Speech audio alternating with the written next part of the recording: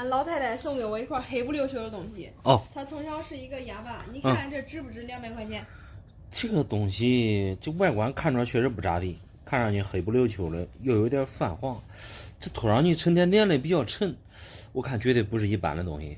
为啥说值不值200？因为我今天去看望老太太的时候就花了200块钱，我也没想到她会送给我这个。突发奇想来问问价。我给你吃个定心丸吧，你这200块钱啊，是你这辈子花的最值的一次钱。一般尊老爱幼啊都有福报，别看那老太太她不会说话，这送你这个东西可有分量了。这要我看的话，我看它就是一个金块啊。金块？对，可别吓唬我了。没吓唬你。这么大一个金块，恐怕得有半斤8两吧？这一下子得值好几万吧？几万还真下不来。你算一下，现在黄金多少钱一颗？大盘价500多一颗了，我这拖着得半斤以上了。你看现在的市场价算的话，10几万还是有的。但是我看你这个应该是过去的古董啊，那这价格就更高了。那照你这么说的话，也有可能。我老太太她过去是我太爷家的童养媳，之前怕充公，可能放到现在。那也有可能。那过去破四旧的时候，但凡家里边是地主，那时候成分都不好，家里边的银元、银锭、黄金都得上交。当然，以前也有很多这个耍聪明的啊，在批斗之前都会把家里边值钱的东西藏起来。我看你这个很有可能就是过去藏下来的。我只是听我爷讲过，那时候小时候家里面好像有很多银元都融成疙瘩了，最后也没卖上钱。那实在是太可惜了，因为银元好歹它是流通货币，一旦被融化之后啊，就变成含银量89%的废银子了。因为银元是9银1铜的含银量，你遭到破坏，那肯定是没有了收藏价值。我觉得你这个金块啊，很有可能是过去的小黄鱼融成的。小黄鱼？对。我同学家里面好像有几个，据说一根几十万呀。那我这一块恐怕不便宜吧？小黄鱼是1两重的金条，一根小黄鱼值不了几十万的价值。你说的几十万应该是那种大黄鱼，一根大黄鱼是300多克的重量，但是你这个重量达不到大黄鱼的标准，比大黄鱼要轻很多。刚才我都跟你说了，好好的银元毁坏啊，它就是一堆废银子，因为银元一块完整的那都得上千好几千。同等重量的废银子也就100-200块钱的样子呗，而你这个金块也一样，你看它这个造型，我看这啥都不像，上面两面都没有落款，即使它是一根大黄鱼融成的，那现在也只能按金价来算了，一根大黄鱼现在市场价20万左右，你看金价，这个金块肯定达不到大黄鱼的收藏价。另外我不知道这金块外边这黑不溜秋的这是啥，但是我看着这含金量绝对没问题。你看有些地方它不然不会有这么亮，这很有可能这金块之前垒灶台前了，因为过去没有保险柜，贵重的东西要么埋起来，要么垒灶台上面。那很有可能是垒灶台上了。你看这外边的颜色，这就像熏上去了。因为过去的黄金啊，含金量都是在998左右。第一个不存在大范围的氧化变色，第二个更生不出来这种黑不溜秋的东西。大概金块来龙去脉，那应该就是这个样子。只要值钱就行。我的预期其实并不高，就花了200块钱而已。那是。真没想到能得到那么贵重的东西。那你这叫做福报。再一个，那老太太也是真给你亲。你想想啊，这10几万的东西说送给你就送给你了，花了200块钱，你这是几百倍的回报率了。你现实生活当中，你要想挣10几万呗，恐怕得付出很多倍的努力。这个金锭，反正我个人看含金量还可以。这个虽然说不是过去的古董，但是你这留手里边，以后缺钱的时候啊，你可以随时随地啊都可以按金价去变现换钱。好，还抓紧来吧，给我改天再多去陪陪俺老太太。对，快100岁了，谢谢你了啊！不客气。俺妹真是太不懂事了啊！10年前借我5000，一直不归还。这大过年的我喝多了给他要，他不好意思给我16块破银元。16块老银元，现在价钱可不便宜啊！看来恁妹这是要加倍奉还你啊！来，我看啥的。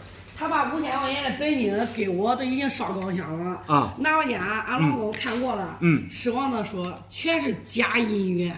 你这16块银元，这都是一眼开门的状态啊！首先给你吃个定心丸吧。这银元这真假完全没问题啊！我看这品相各个，而且都特别好。真假没问题，又咋着呢？银子不值钱是一。听说银元是一半铜一半银。花了提炼银子也不划算呀。得了吧，一听你说这话啥都不懂。银元含银量是9银1铜，这外面泛黄泛黑的呀，这都是它的包浆。提炼银子换钱，那都是门外汉所作所为。这品相都挺好，这种了实在可惜啊！你先打住吧。银元这先放一边儿。就说5000的事儿。10年了。怎么着也得多少给利息吧？哎呀，都是亲姊妹了，谈利息就俗了。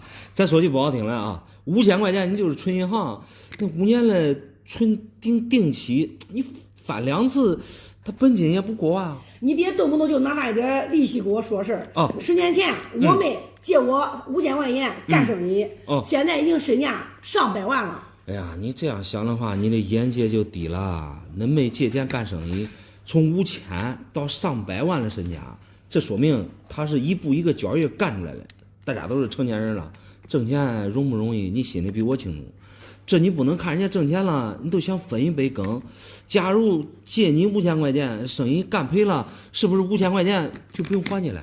欠债还钱，天经地义。不还的话，我撵到你家里边吆喝你去。你做生意赔钱了，碍我啥事呀？这就对了，换位思考一下不就行了吗？人家挣多少钱跟你没关系，人家只是借你的钱而已，不是说不还你了。这不是10几块银元搁这盯着了吗？都是亲姊妹，何必了？你说的对。反正我不是那种爱占便宜的人，但是我也不认吃亏的人。先看看这10几块银元能值多少钱吧。反正你这一次绝对不会吃亏。妹妹也就欠你5000块钱，我就随便拿一块给你估个价吧。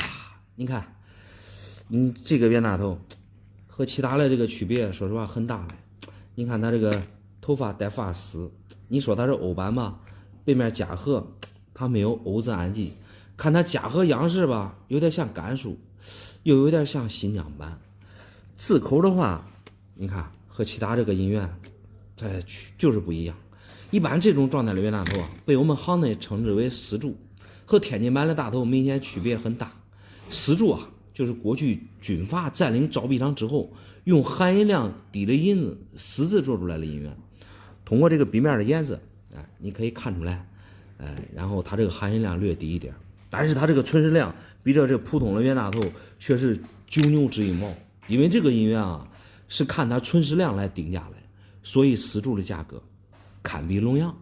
而你这个状态还不错，你看笔面虽然说有一些流通痕迹综合来看的话，我最少能给你估到5000没啥问题。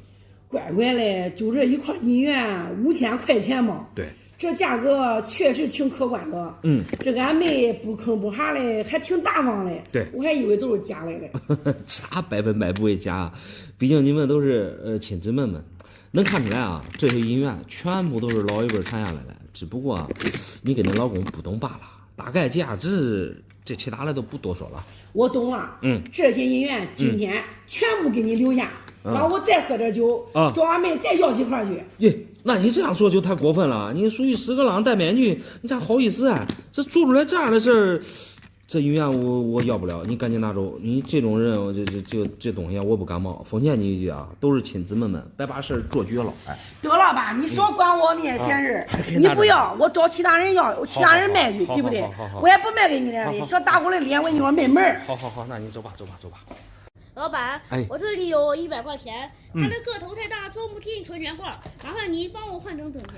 哇塞，你这哪是100块钱啊？这分明就是100块银元。你普通的存钱罐肯定装不进去，这个头比硬币大多了。换100块钱，小朋友，你该不会把它们当成1块钱了吧？这上面写的就是1元这2字我太认识了，刚好是100块，正好能换100块钱。1元2个字你认识不假？这是过去晚清民国100多年前的计量单位，和我们现在的1块差别巨大。这100块银元，这都是一眼开门的东西哪一块都是26.8克的银子，1块换1块钱太亏了。这银元这是哪来的呀？这100块银元是我爷爷奶奶给我的压岁钱，1年给我10块，今年刚好10岁，刚好攒100块。既然是当压岁钱攒起来的，我来给你核算一下如果这100块银元兑换成100块钱的话，相当于你爷爷奶奶一年只给你10块钱的压岁钱。我知道你想说什么，一年只给我10块钱的压岁钱，我感觉爷爷奶奶太抠了。你可别误会你爷爷奶奶，一般的家庭，你别说这个一年拿10块这个银元当压岁钱发出去，大部分的家庭啊，一辈子连10块银元都没有。我就随便拿1块银元，在过去的购买力相当于500-600，你即使放到现在，即使品相差的，现在也很值钱啊。叔叔，你说的是什么意思啊？我这自作主张换一次整钱，难道还亏了不成吗？你拿1块银元兑换成1块钱，这是必亏无疑。因为这些银元啊，你看它的面值虽然说写着1元，但是它们的面值啊早就过期了，相当于是26.8克的银子。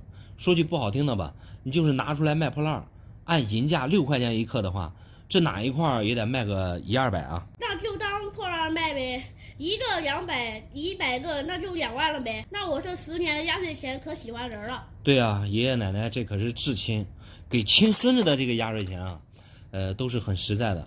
我给你估的都是破烂价，更何况你这100块银元，我看这品相状态都不错，虽说都是常见的袁大头，这当破烂卖也是巨亏啊。那按你的意思不止2万喽？究竟这100个能兑换多少钱啊？你说的我有点绕了。你主要是年龄小，加上这个对银元又不懂，所以不了解它的价值很正常。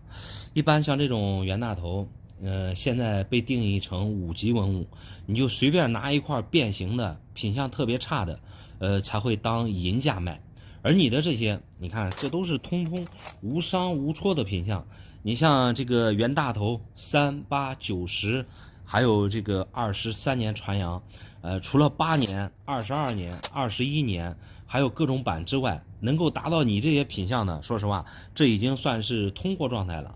你按现在的市场行情，保守估计1000一块，这100块正好是10万块钱。我这个奶奶呀，10万块钱有那么值钱吗？那相当于爷爷奶奶一年给我1万的压岁钱了。对啊，你按现在的市场价折算的话，相当于爷爷奶奶一年给你1万的压岁钱。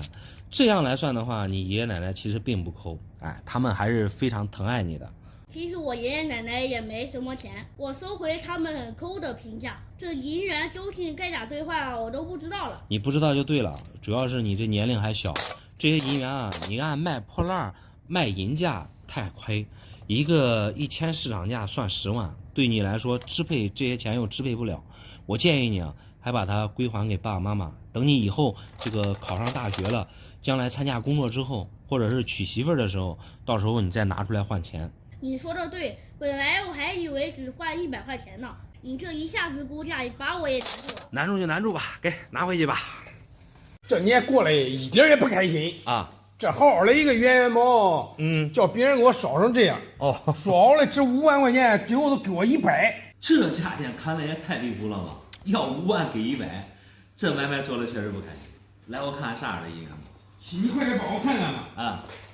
他叫我的圆元宝给我烧成这个样子，影不影响我后续卖5万块钱？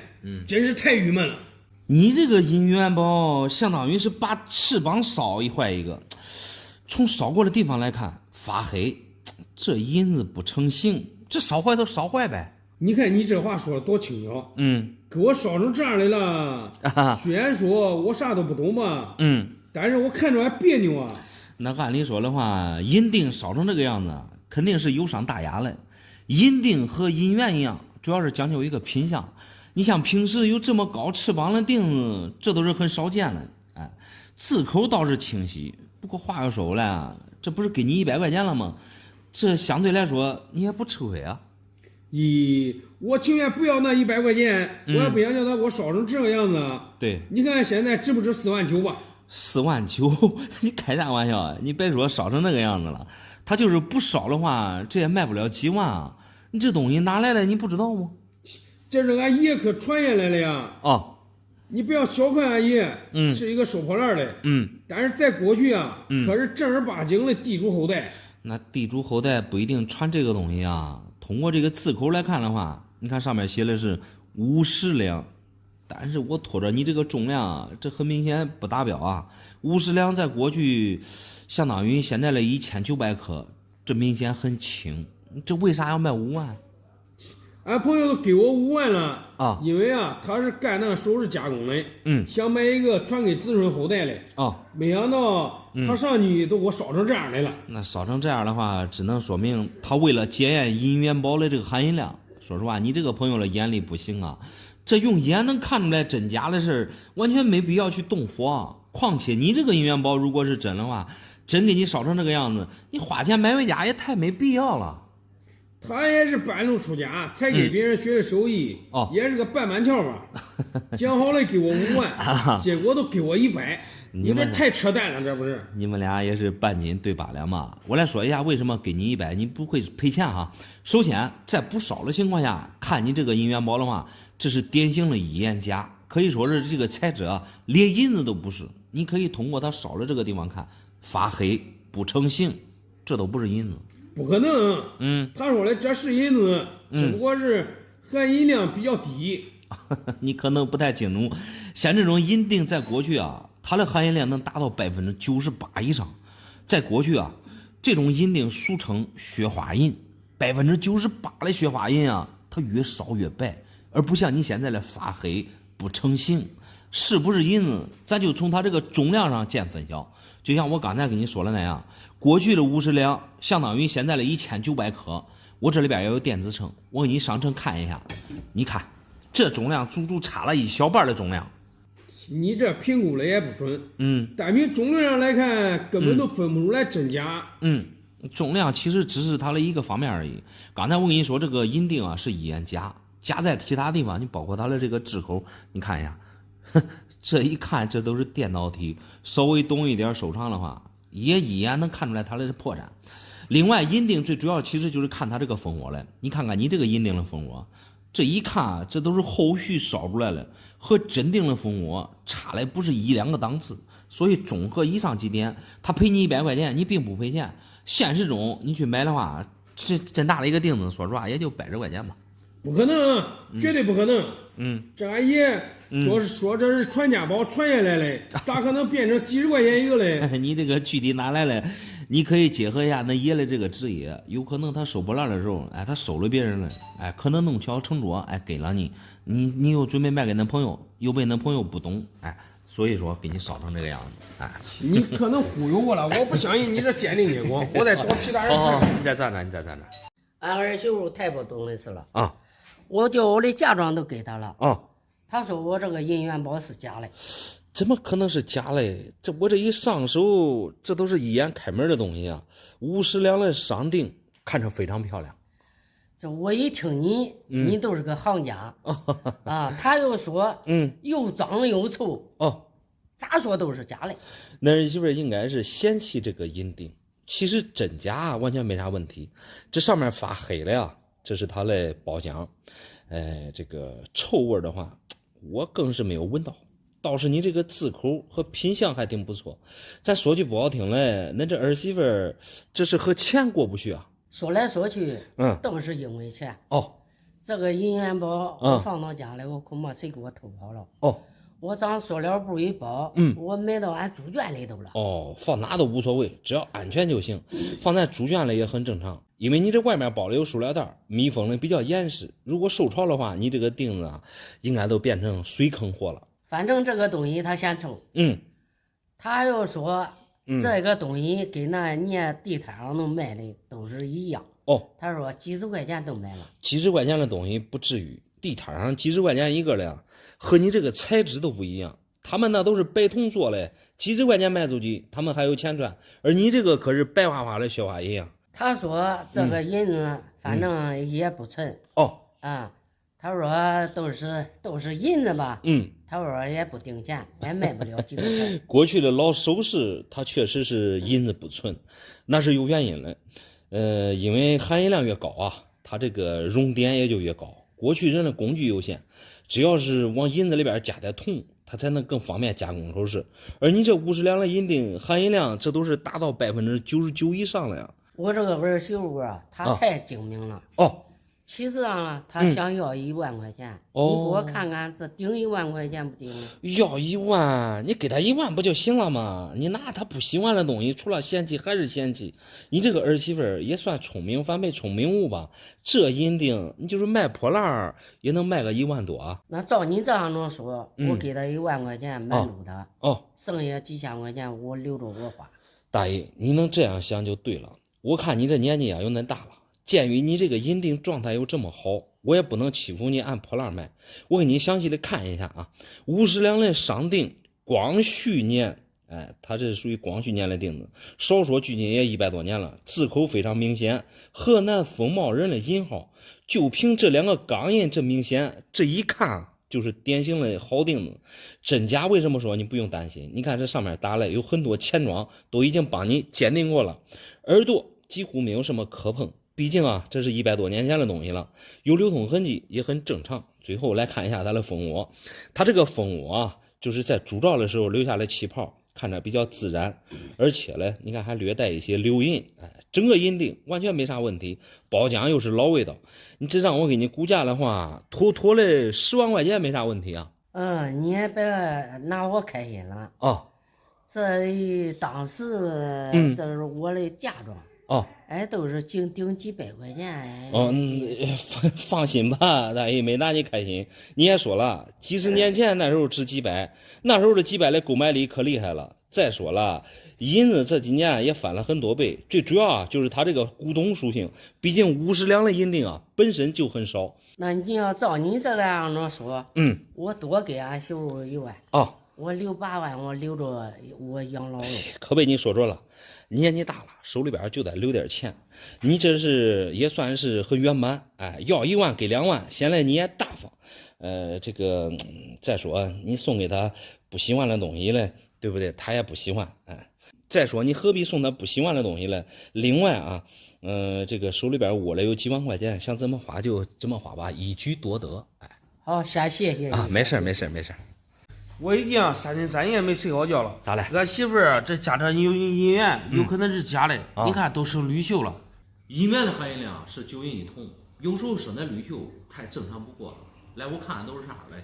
我朋友是物理老师他看了说真银子只会氧化，生铝锈的绝对是铜板我听了很伤心。你这些带铝锈的银元啊，只是占其中一小部分。我想给你吃个定心丸。这银元真假完全没问题，这都是一眼开门的东西。你可别忽悠我我在网上买了一些去酸性的东西，去锈的买了一大堆还准备挨个给咱们全部洗一澡。你可拉倒吧，你买那些乱七八糟的东西啊，最好赶紧给人家退了。你看你这些银元，它状态不一样，这种带铝锈的是属于罐装，由于这个受潮引起的；个别带浆彩的，这是在干燥环境下形成的；有一些传世状态的。这些都是经常把玩形成的，100块这状态，这不挺好的吗？好啥呀？脏的看上去实在是太脏了。我这个人有洁癖就喜欢那种白白净净的，最起码看着像真银子。我给你再说一遍啊，你这些本身就不假，像这种老银元啊，保持原汁原味的才是最好的。你可千万不要像点子去搞什么清洗银元啊，百害无一利。就拿这种带包浆的来说。不见得你就能一次性把它们清洗干净，这有些锈啊，它都已经入骨了，和银元啊已经形成一体了。你即使把外边的这些包浆清洗掉，它的这个底部也会留一道道这个腐蚀的印子。另外就是银元带包浆比那些不带包浆的强很多，即使你洗的白白净净，遇到那些不懂行的，他也看不懂真假，倒还不如留一些这一眼开门的包浆。还有就是你在清洗的过程当中，在有操作不当的情况下，划伤磕碰着银元了，那就相当于折价了，得不偿失。你说的好像很有道理，但我这个朋友说，银元只有洗白了之后，好像才能卖个好价钱。你不能光听别人说，你这些银元啊，你看大部分这都是属于通货状态。通货状态其实就是过去在市面上流通过的，笔面你看或多或少的，它都有这个流通痕迹。你即使再清晰，他们无非也就是一个通货的价格了。而你的朋友说的那些越稀越值钱的银元，其实和你这些差别很大。就拿袁大头为例首先笔面必须得是带原光的，只有那种笔面带原光，笔面才有一层薄薄的那种锈，薄的包浆，因为包浆越薄，它越容易清洗。最好是那种无伤无戳的，再带点斑，MS 级别的，那价格才能会更高啊。那按你的意思，这银元完全没必要洗了。对，没必要洗。那你说一块值不值800？因为俺朋友想从里边挑走几块。朋友之间800给他也无所谓，能给你开到800的啊。注意说明啊，他对这些银元啊，他都懂，自然他也能认识这个真假。如果他连真假都看不懂的话，你别说你给他800，你就给他500，他都嫌贵。你这边拿的我简单的看了看，基本上都是普通的年份。很少有那种带斑的无伤无戳的，这个通货市场价也就1000左右。你只要不一下子给他全部，对吧？给你买走，说明啊，他就是自己留着玩。自己玩的话，按你说的话，有点少给他是吧？对。他一下子给我买走是什么意思呢？一下子给你买走，只能说明他是做生意了，因为你这100块数量很多了，一块戳200，100块他就戳2万块钱了。朋友之间，对吧？他既然说出来了，你也不能驳他的面子，对不对？你说的很对。刚才你说的带斑是什么意思？他挑的话，我这里边需要注意什么呢？带斑就是他这个发行存世量比普通的少。现在这个银元分斑分的比较细致，带斑的价格比普通的要高出很多。我看你啊，完全是一个银元小白，好像啥都不懂。等会儿啊，我给你挨个的细致的过一遍，发现带斑了，我一个一个的给你挑出来。太好了，我这个小白不懂问题太多了，幸亏有你帮忙，不然就真是闹笑话。闹啥笑话？不懂就问，不懂就学，一学啥都懂了。我给你夸奖，好吧？好，中，谢谢你。没事。我认识一个富二代男友，现在俺俩分手了。我拿他一样金酒壶，你看你有没有实力收？啥样的金酒壶你神神秘秘的，你打开袋子看看呗。看来这个金壶这来历还不小了。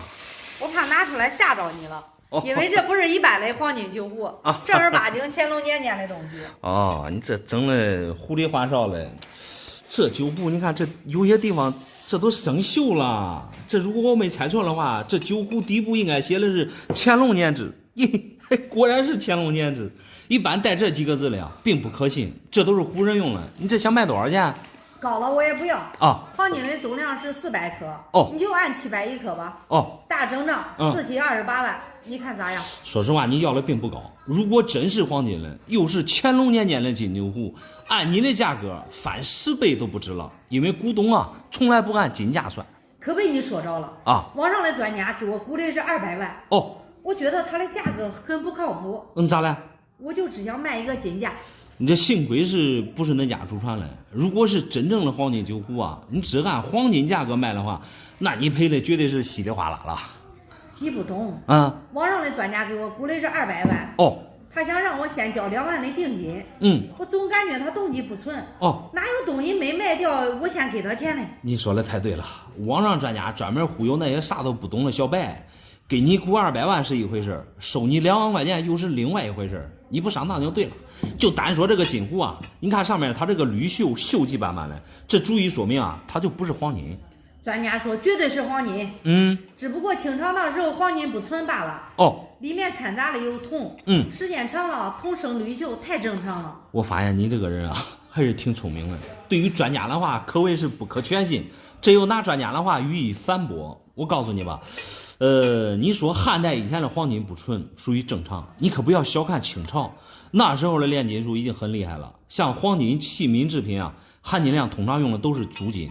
你看你这工艺，这外面这一看整体就是浇铸而成的，包括它的福禄寿这几个字这都是电脑体。而过去的金壶是纯手工打制的，虽说工艺没有机制的精致，但是过去的工匠师傅那手艺绝对是1顶1的。只不过打这一件金壶它需要时间长罢了。第二个，就像你拿过来的这个金壶打开盖子，你看它这有那么厚，整体并不显得小薄。像你说的只有区400克，这重量不可能是黄金的。况且黄金是啥颜色？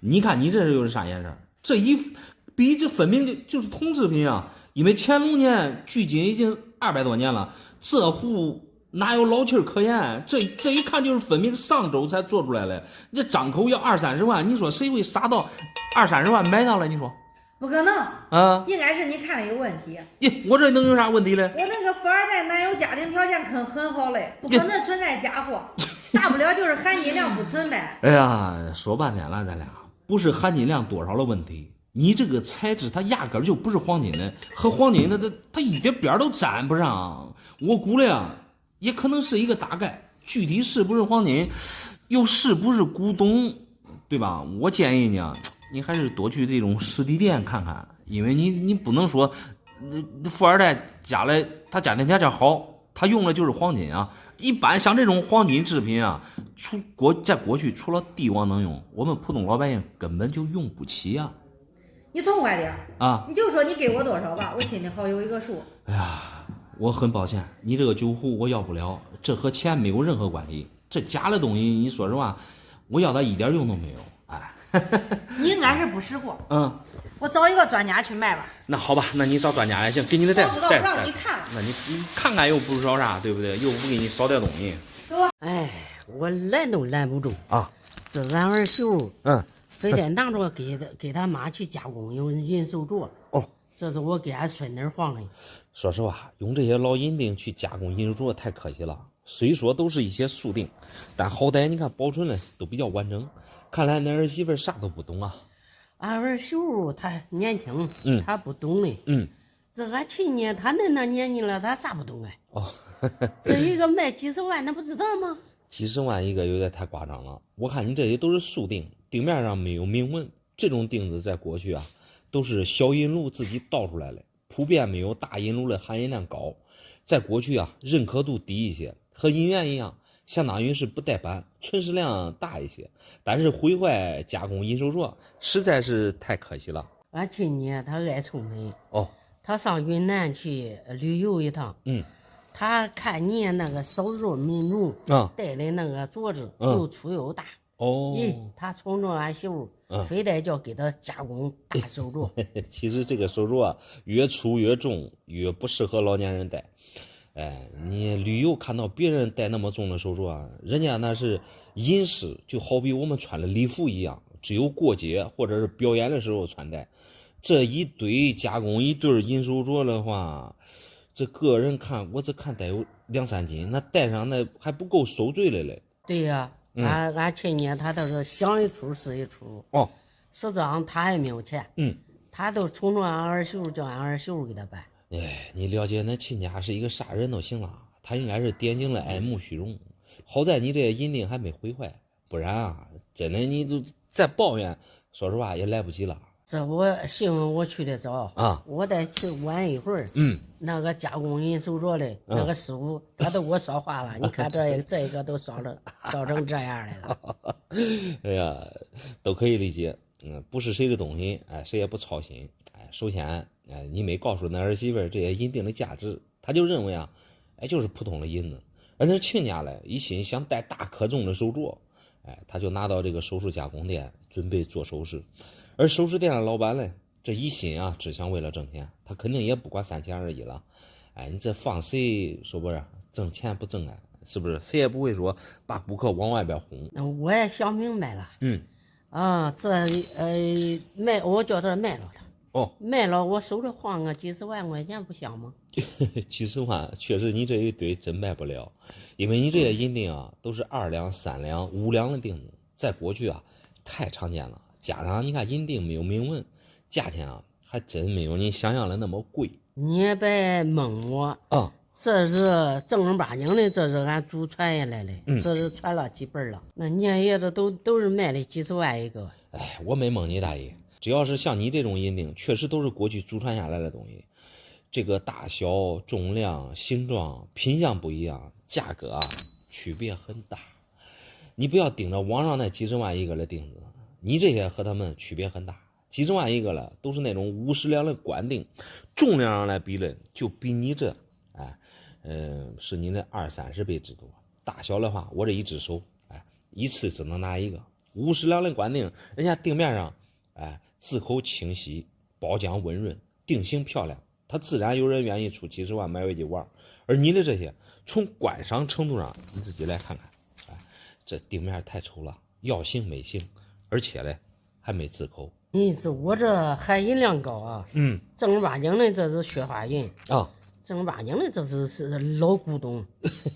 你说的对，就是因为你这些银锭是过去的，哎，至于它这个含银量，哎，其实就是雪花银，确实是雪花银。但是银子不争气的是啥吧？就是它这个价格一直没涨上去。你像现在的银子，才6块钱一颗。你多少有点古董的属性，所以你这些银锭现在大概啊也就几千块钱吧。你可拉倒吧！啊，你才给我几千块钱？对，嘿嘿，这我都管卖几十万了，你给我几千块钱？啊，几十万恐怕现在有点难，哎，不过没关系，你先慢慢等，哎，早晚有上涨的那一天。银锭还放好，千万别再交给那儿媳妇了，这回怪加工银手镯太可以了。我叫你看的意思，我都是说的，关键给你的，你给我的太少了。这几十万真弄不成，给你还收起来，还收起来。我都还放进来。哎，对对。